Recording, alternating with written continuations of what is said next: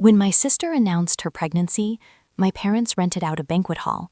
There were balloon arches in soft gold, a catered dinner, custom cupcakes with her baby's name printed in edible ink. My father gave a speech about legacy. My mother cried and kept repeating, "Finally, someone is giving us a baby worth celebrating." They paid off my sister's car loan that week, bought the crib, the stroller, the designer diaper bag, then sent her and her husband on a 5-star baby moon. I told myself I wasn't jealous. I told myself circumstances were different. She was the older one, the favorite, the one who needed more help. When my wife found out she was pregnant, we waited 3 months before telling anyone where my sister's framed ultrasound still sat on display. My wife was glowing, nervous but glowing. When we shared the news, there was a pause. Not the kind where people are stunned with happiness, the kind where they are calculating inconvenience. "Oh," my mother said, setting her fork down. "Great, another kid." My father exhaled slowly. "You two planned this?" My wife's smile tightened.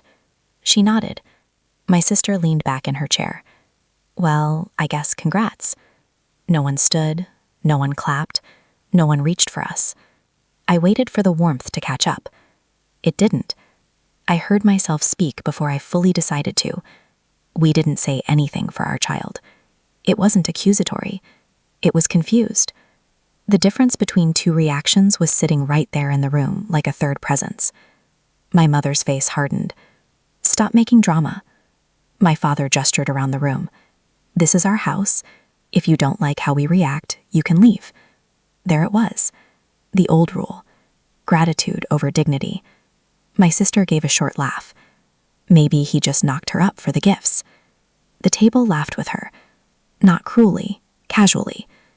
My wife looked down at her hands. Her eyes were full, but she didn't let anything fall. That's been something shifted in me. Not rage, clarity. I stood up, took my wife's hand.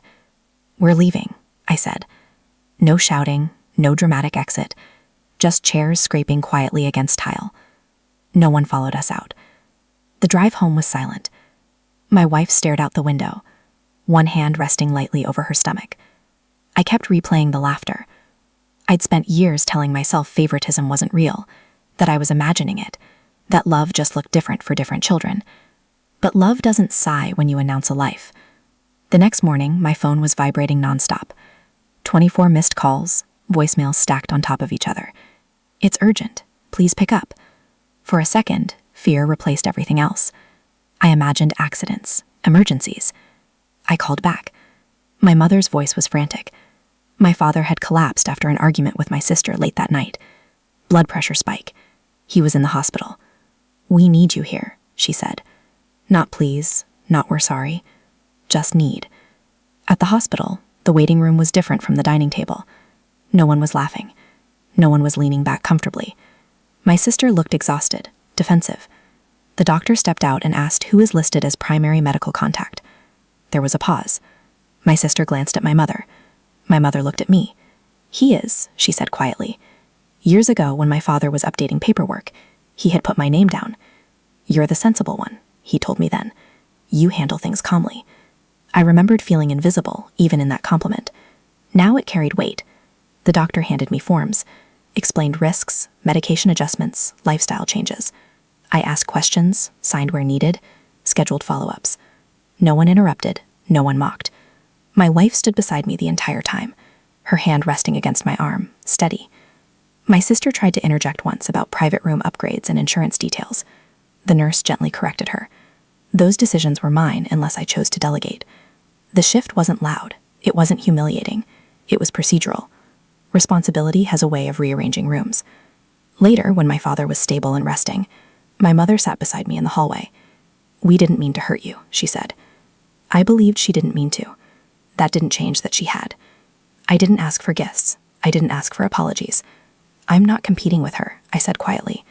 "I just won't let my child grow up feeling like an afterthought." She nodded, but I could see she didn't fully understand yet. Favoritism doesn't disappear in one hospital visit. Patterns don't evaporate because fear visits a family for a night. But something had changed. Not in them, in me. When we left the hospital, my wife slipped her hand into mine again. "You didn't raise your voice," she said softly. "I don't need to," I replied. For the first time, I wasn't waiting for their approval to feel legitimate. My child doesn't need balloon arches to be worthy, and if my parents ever want to celebrate this baby properly, they'll have to do it without expecting me to.